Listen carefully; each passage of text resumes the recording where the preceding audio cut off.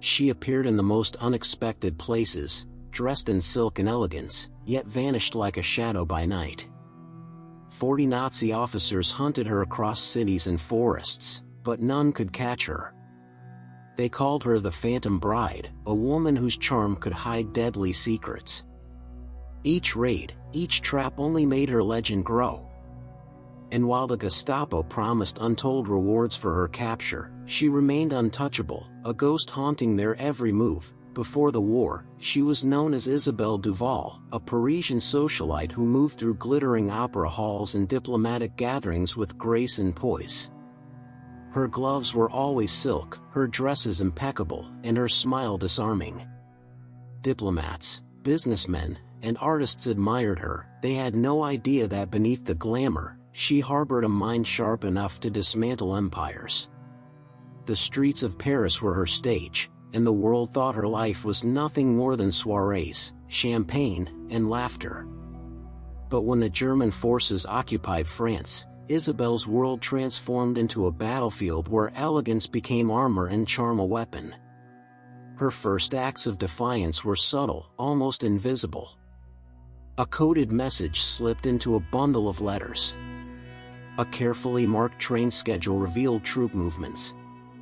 She memorized every checkpoint, every sentry rotation, and every alley that could serve as an escape route. By day, she walked past German patrols as if oblivious. By night, she disappeared into the forests and abandoned estates, carrying intelligence that could save hundreds of lives.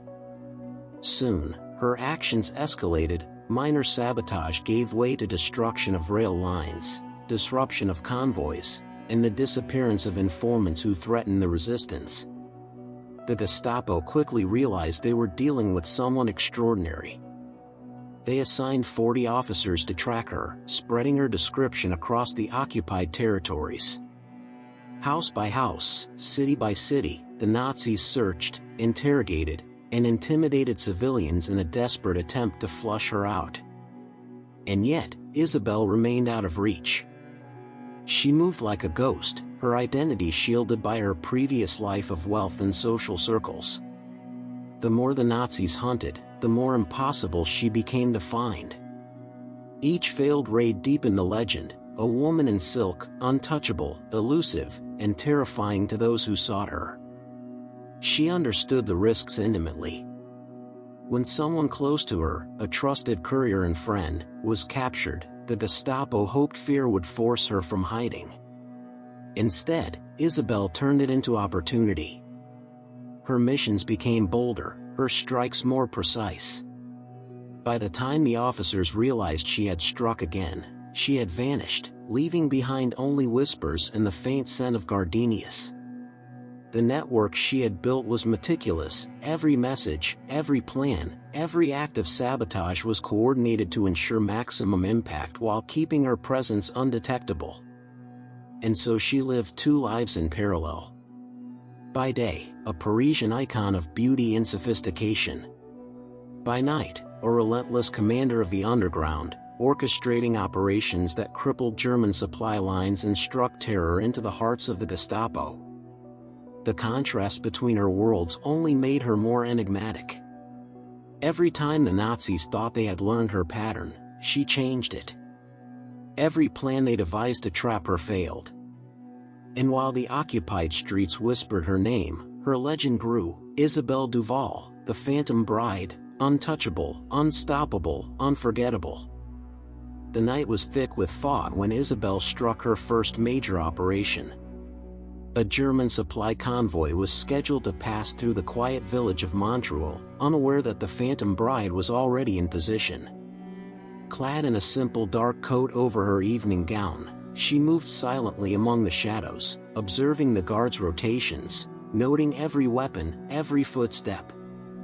Her pulse remained steady, the danger felt electric, almost intoxicating. One wrong move would mean death, yet she had rehearsed every detail for weeks. With a single, expertly placed charge, the rails ahead of the convoy exploded in a shower of sparks. Horses reared, wagons tipped, and crates of ammunition scattered across the tracks. The soldiers scrambled in confusion, shouting orders that no one could hear over the roar of twisted metal. Isabelle watched from a distance, her heart steady as the chaos unfolded. This was more than sabotage, it was a statement. The Phantom Bride was real, and she was striking at the heart of the German war effort. Word of the attack spread rapidly. The Gestapo officers assigned to her were furious, humiliated by the audacity of a single woman undermining their meticulously planned logistics. Meetings were called in dimly lit rooms, maps spread across tables, officers pointing to villages and forests as if tracing her invisible trail. Yet every strategy failed. Every patrol dispatched returned with nothing but empty roads and terrified villagers, who spoke of a shadowy woman in silk, disappearing before their eyes. Isabelle's legend grew with every whispered story, a ghost haunting the occupiers at every turn. Isabelle didn't stop at rail sabotage. Over the next weeks, she orchestrated a series of bold strikes. Convoys vanished under the cover of night, warehouses containing German supplies burned without leaving a trace, and key informants who threatened the resistance suddenly disappeared. Each operation was carefully calculated to minimize civilian harm, yet maximize the sense of fear among the enemy. Her intelligence network was impeccable. Messages relayed through couriers and coded notes ensured that every strike hit precisely where it would have the most impact. Even with the Gestapo closing in, Isabelle's confidence never wavered. They attempted ambushes, leaving baited traps along routes she was known to frequent. But she adapted faster than they could predict. Every officer assigned to her found themselves chasing shadows, frustrated and increasingly desperate. Isabelle knew the risks better than anyone. Capture meant torture, and death could come swiftly. Yet, every success emboldened her further. The Phantom Bride was no longer simply a secret, she had become a symbol of defiance, a nightmare for the Germans, and an inspiration to the occupied French. By the end of that month, whispers of her name were everywhere. Soldiers spoke of her in hushed tones, civilians admired her bravery. The Phantom Bride had proven that courage could come in the most unexpected form, a woman in silk, moving like a ghost through a world at war, striking at the oppressors while remaining untouchable. The Gestapo intensified their hunt, but Isabelle was always one step ahead. For every officer they sent, she had already anticipated the next move. And in the shadowed forests and silent towns of France, the legend of the Phantom Bride grew darker, sharper, and unstoppable. Isabelle's audacity grew with every successful operation. By now, the Gestapo was desperate. 40 officers had been assigned to her pursuit, yet each of their strategies crumbled like fragile glass under her precision. Rumors spread that she had infiltrated the very heart of German command, that she knew their schedules before they did. For Isabelle, the danger was no longer abstract, it was tangible, lurking behind every street lamp, every shuttered window, every whisper in the night. One evening, a coded message reached her. Someone she trusted, a young courier named Lucien, had been captured. Isabelle felt a cold knot in her stomach, but fear did not rule her. She knew the Gestapo intended to use him as bait, hoping his capture would force her hand. Instead, she turned the threat into opportunity. She traced the patrol routes and interrogation locations, memorizing their patterns, imagining the path she would take to strike and vanish. Her plan was daring beyond measure. Under the cover of darkness, she infiltrated a Gestapo safe house on the outskirts of Lyon. Guards were stationed at every entrance, their rifles sharp and alert. But Isabelle moved like water, slipping past each sentry with careful timing and quiet precision. She left behind a trail of chaos, locks sabotaged, documents stolen, and coded messages revealing German troop movements to the resistance. Lucien was freed, silent and wide-eyed, but safe. The Gestapo returned to the empty safe house, enraged and humiliated once more. The Phantom Bride's legend now grew almost mythic. Civilians whispered that she could appear anywhere, strike anywhere, and vanish without a trace. Soldiers spoke of her with fear, officers of the Gestapo with disbelief. Yet the risk was escalating, every action drew more attention, and Isabelle understood that her luck could not last forever. Her every strike now demanded meticulous planning, flawless execution, and nerves of steel. Failure would not only mean her death but could cost lives of those who relied on her. Still, Isabelle thrived under pressure. Her dual life, the elegant Parisian hostess and the invisible commander of resistance strikes, demanded constant vigilance. Each operation pushed her further into danger, yet each success deepened her mystique. The streets of occupied France whispered her name like a shadow passing through the night. The Gestapo intensified their efforts, deploying informants, setting traps, and interrogating civilians. But Isabelle always anticipated the next move. She had become more than a spy, she had become a symbol of hope, defiance, and impossible cunning. And as the month drew to a close, she vanished once again into the forests, leaving only echoes of her deeds behind.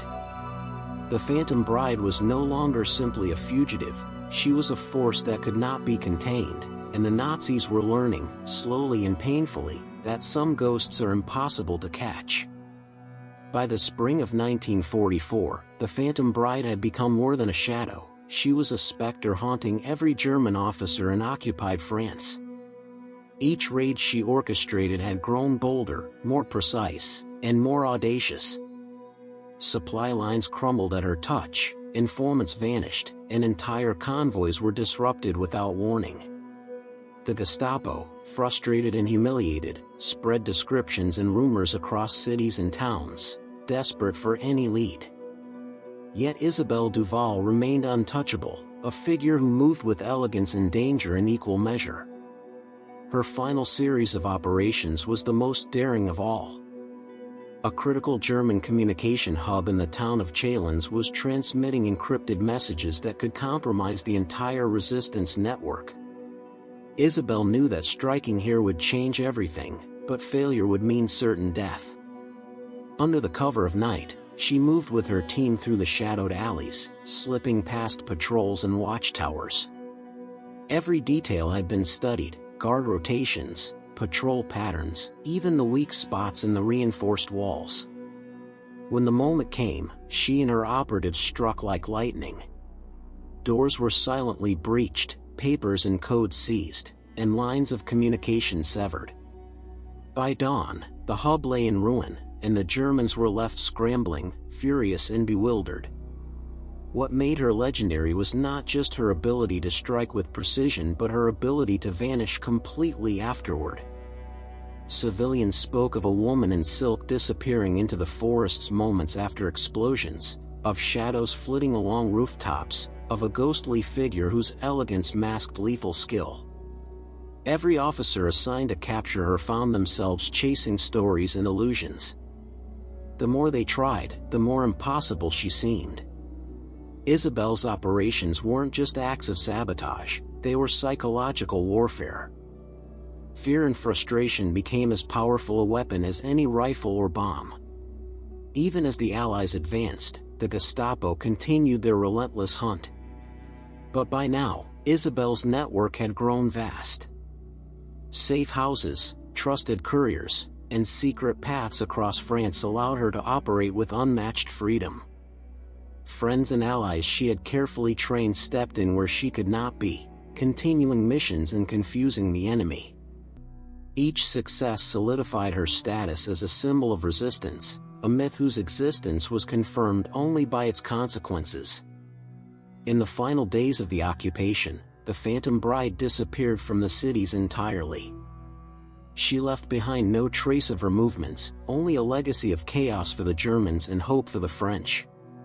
Historians would later struggle to piece together her full story, who she was, how she accomplished so much, and why she was never caught.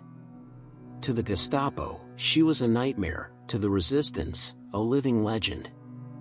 And while the world moved on, the name Isabelle Duval, the Phantom Bride, endured, a reminder that courage, cunning, and daring elegance could defy even the most ruthless enemies, leaving behind a story almost too extraordinary to be true.